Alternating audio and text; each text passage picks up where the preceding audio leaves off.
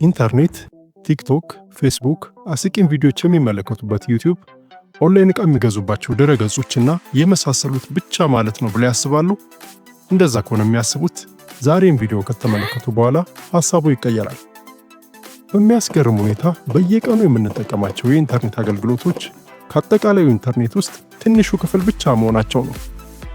በዚህ ቪዲዮ ዳርክ ዌብ ምን እንደሆነ በጣም ቀላል በሆነ መንገድ እንማራለን።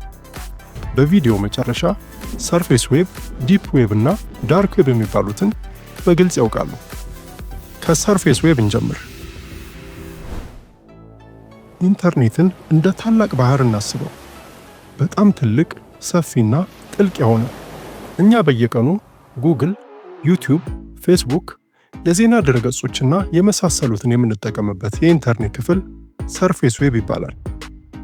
ይህን ክፍል እንደ ባህሩ ዳርቻ ማሰብ እንችላለን።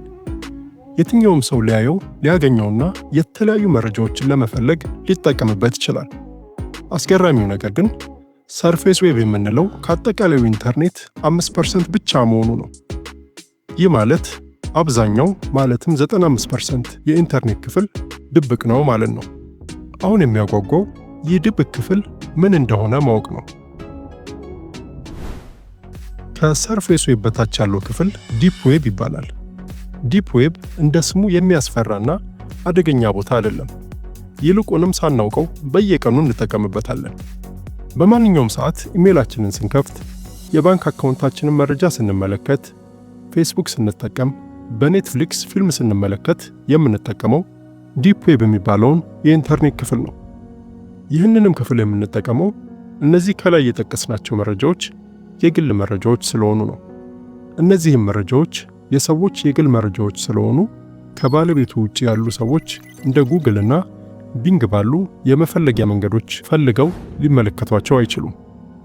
መረጃዎቹንም ለመመልከት ፓስወርድ ወይም የይለፍ ቃል የምንለውና የተጠቃሚ ስም ወይም ዩዘርኔም የምንለውን ማወቅ ይጠበቅብናል። ኢንተርኔትን እንደ ከተማ ብናስበው ሰርፌስ ዌብን የትኛውም ሕዝብ እንደሚጠቀምባቸው መንገዶችና ፓርኮች ማየት የምንችል ሲሆን ዲፕ ዌብን ደግሞ እንደ ቤቶችና ቢሮዎች ማየት እንችላለን። ማለትም ለመግባት ቁልፍ ያስፈልገናል። ያ ቁልፍም ፓስወርድ ወይም የይለፍ ቃል የምንለውና የተጠቃሚ ስም መረጃችን ነው። ዲፕ ዌብ የኢንተርኔት ትልቁ ክፍል ሲሆን የተፈጠረውም የእኛን የግል መረጃ ለመጠበቅ ነው። ዲፕ ዌብ ባይኖር የእኛን የግል መረጃ የትኛውም ሰው በቀላሉ ሊመለከተው ይችል ነበር። ነገር ግን ከዚህም በታች አንድ ጥልቅ ቦታ አለ። ዲፕ ዌብ የሚባለው ውስጥ አንድ ትንሽ በጣም የተደበቀ ክፍል አለ። ይህም ዳርክ ዌብ ይባላል። ቅድም እንደተመለከትነው ኢንተርኔትን እንደ ታላቅ ባህር ብናስበው ሰርፌስ ዌብን እንደ ባህሩ ዳርቻ፣ ዲፕ ዌብን ከውሃው በታች እንዳለው ክፍል፣ ዳርክ ዌብን ደግሞ በጣም ጥልቅ እንዳለ የባህሩ ወለል ልናየው እንችላለን። ስለዚህም መደበኛ የሆኑ ጀልባዎች ሊደርሱበት የሚችሉበት ቦታ አይደለም። ይህንን ክፍል በምንም አጋጣሚ ልናገኘው የምንችለው አይደለም። ይህንንም ክፍል ለማግኘት በመጀመሪያ መኖሩን ማወቅ፣ ከዚያም ልዩ የሆኑ መሳሪያዎችን መጠቀም አለብን። ዳርክ ዌብ ሙሉ በሙሉ ድብቅነትና ሚስጥራዊነት ላይ የተመሰረተ ነው። ዳርክ ዌብ ውስጥ ያሉ ሰዎችም በማንም መታወቅንና በየትኛውም ድረገጾች መገኘትን አይፈልጉም። ስለዚህ ሰዎች እንዴት ይህንን ድብቅ ቦታ ሊደርሱበትና ሊያገኙት ይችላሉ? ወደ ዳርክ ዌብ ለመግባት እንደ ክሮም እና ኤጅ ያሉትን የተለመዱ የዌብ ብራውዘሮች መጠቀም አንችልም። ከዛም ይልቅ ቶር የሚባለው ብራውዘር ያስፈልገናል።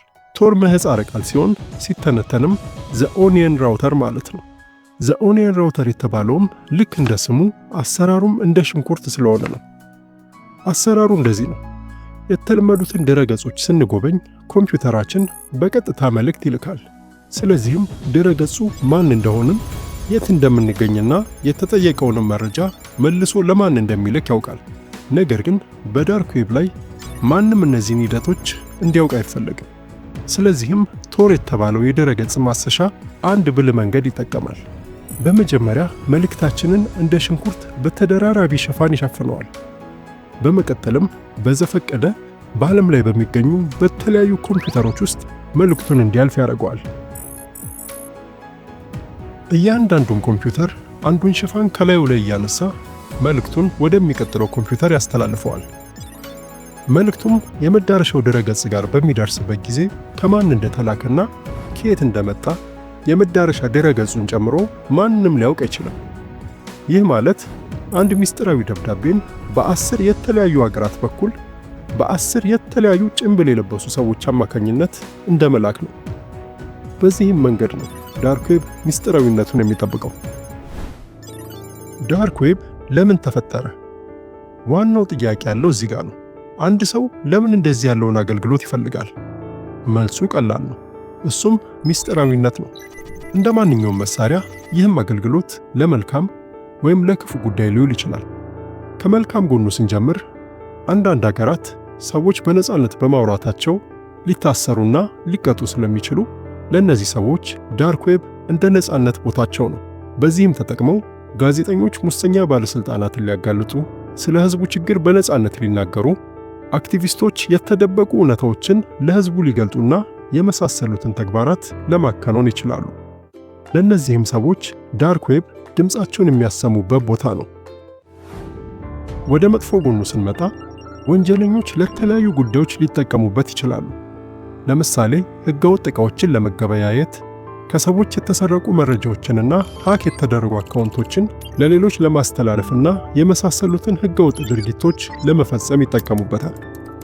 ከላይ ከተመለከትናቸው መልካምና መጥፎ ጎኖቹ በተጨማሪም በዳርክ ዌብ ላይ እንደ መጽሐፍ የማንበቢያና የመወያያ ክለቦች፣ የፖለቲካ ሐሳብ መከራከሪያ መድረኮችና የመሳሰሉት አገልግሎቶችም ይገኙበታል። ዳርክ ዌብን መጎብኘት ሕጋዊ ነው? በአብዛኛዎቹ የዓለማችን ሀገራት ቶር የሚባለውን ብራውዘር መጠቀም ሕጋዊ ነው። ነገር ግን ጥያቄው እየተጠቀምን ያለነው ለምን አገልግሎት ነው የሚለው ነው። ልክ ቢላን አትክልትና ፍራፍሬ ለመቁረጥ ወይም ወንጀል ለመፈጸም ልንጠቀመው እንደምንችለው ሁሉ ይህንንም ለክፉ ድርጊት ልንጠቀመው እንችላለን። ስለዚህም መሳሪያው ሳይሆን አጠቃቀሙ ነው ወንጀል የሚሆነው። እናም ዳርክ ዌብን ከመጠቀማችን በፊት ኢትዮጵያ ውስጥ ሕጋዊ መሆኑን እርግጠኛ መሆን አለብን። ያለዚያም በወንጀል ሊያስጠይቀን ይችላል። ስናጠቃልል ሰርፌስ ዌብን ፀሐይ እንደሚያገኘው የባህሩ ዳርቻ ማለትም ሁሉም ሰው ሊያየው እንደሚችለው የኢንተርኔት ክፍል፣ ዲፕ ዌብን ከባህሩ ውስጥ እንዳለ ክፍል ማለትም የግል መረጃዎች የሚቀመጡበት የኢንተርኔት ክፍል፣ ዳርክ ዌብን ደግሞ ጥልቅ እንዳለው የባህሩ ወለል ማለትም ማንም ሊደርስበት የማይችል ሚስጥራዊ የኢንተርኔት ክፍል ልናያቸው እንችላለን። ዳርክ ዌብ አስማት ወይም መንፈስ ሳይሆን ሚስጥራዊነትን ለመጠበቅ የተፈጠረ ረቂቅ ቴክኖሎጂ ነው። ይህ መረጃ የጠቀሙት ከሆነ ከጓደኞቹ ጋር ሼር በማድረግ ያጋሩት። ለተጨማሪ የቴክኖሎጂ ምክሮችና ዘዴዎች ቻናሉን ሰብስክራይብ ማድረግዎን አይርሱ። ጥያቄዎች ወይም ሌሎች አስተያየቶች ካሉት ደግሞ ከታች ባሉት የአስተያየት መስጫ ላይ ማስቀመጥ ይችላሉ። በሌላ ቪዲዮ እስከምንገናኝ ሰላም።